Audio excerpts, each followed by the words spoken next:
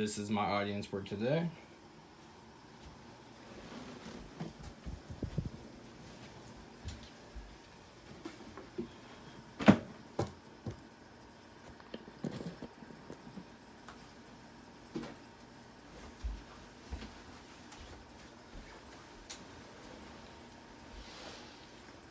Okay, today I'll be talking about why college athletes should be treated like professional athletes. There are over 460,000 college athletes in the United States currently today. One in every 25 of those athletes will go professional, with every time they step out on the field or the court, the athletes will be putting their body on the line for nothing in return. Most choose to do this because of the passion they have for the sport or for potential to go pro. Some do it for the free education they may receive in return, but that's only if they're lucky enough to have a scholarship. These athletes play some of the most dangerous sports in the world today. According to Live Sports, the top 15 sports that produce the most injuries are basketball, biking, football, soccer, baseball, skateboarding, trampolining, softball, swimming, horseback riding, weightlifting, volleyball, golf, roller skating, and wrestling. Out of those 15 sports, colleges offer 10 of them. Athletes have actually started to skip out on postseason games so that they wouldn't get injured. Nick Bosa did this exact thing. He skipped out on the NCAA playoffs so that he could train and work out how he wanted to so he wouldn't get injured before the combine or the draft. Some players are so afraid of getting injured during the regular season that they've actually taken out insurance policies. A couple years back, Jake Butt did this exact thing when he took out insurance policy on himself, and in his senior year, he got hurt, and it dropped his draft stock from the first round to a third-round draft pick. This insurance policy saved him hundreds of thousands of dollars that he would have lost instead they paid him for it. Jalen Smith that same year got injured, and midway through the season had to have surgery, and nobody thought he'd recover to 100%. The Dallas Cowboys drafted him on the third day in the 5th round, and he came back 100% after 2 years, and now he is one of the top linebackers for the Cowboys and in the league.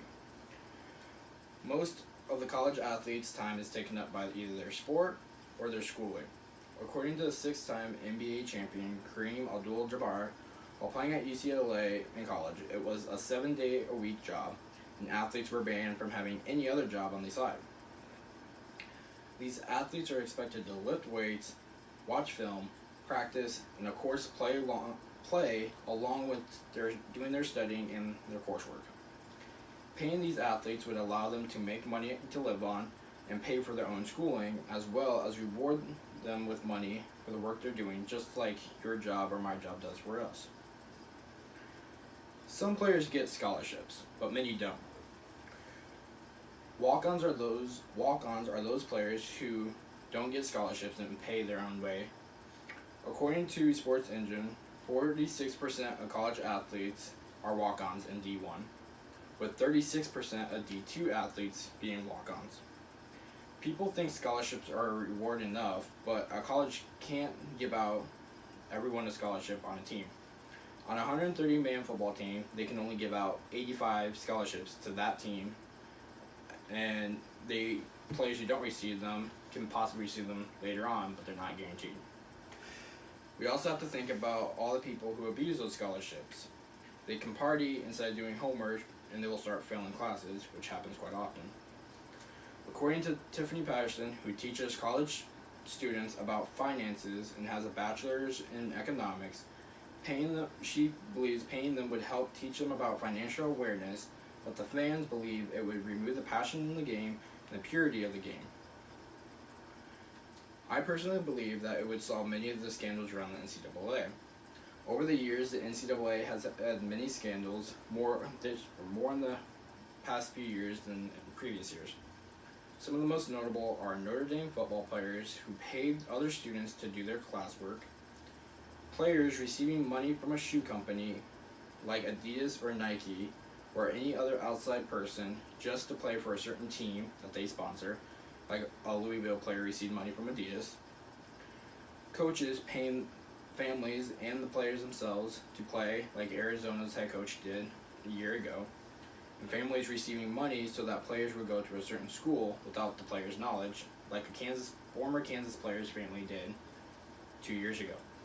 That player never even got to step foot on the court for Kansas, and the coach and the player never even knew about it until it came up in the court. According to Malcolm Lemons, who is a former college football player, a college athlete is worth over $170,000 to a D1 program, and a D1 program can bring in $4.5 million in revenues a year. According to ESPN analyst Jay Bias, the NCAA won't be able to get rid of these scandals due to the fact that the players feel that they aren't being paid or receiving what they deserve, their worth is to the program, and they also can't help their families.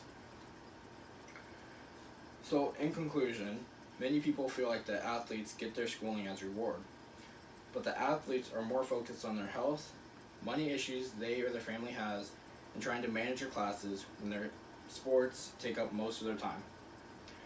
Kareem Abdul-Jabbar said it was frustrating to win championship after championship every year and hear thousands chant his name, and then have to go home to his bedroom and count every piece of change he had to buy a burger.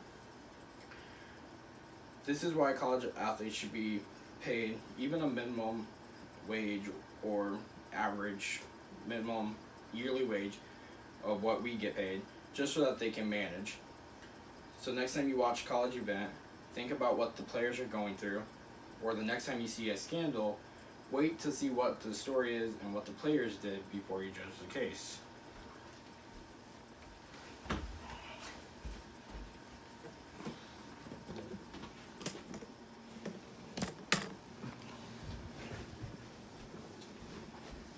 This is my audience one more time.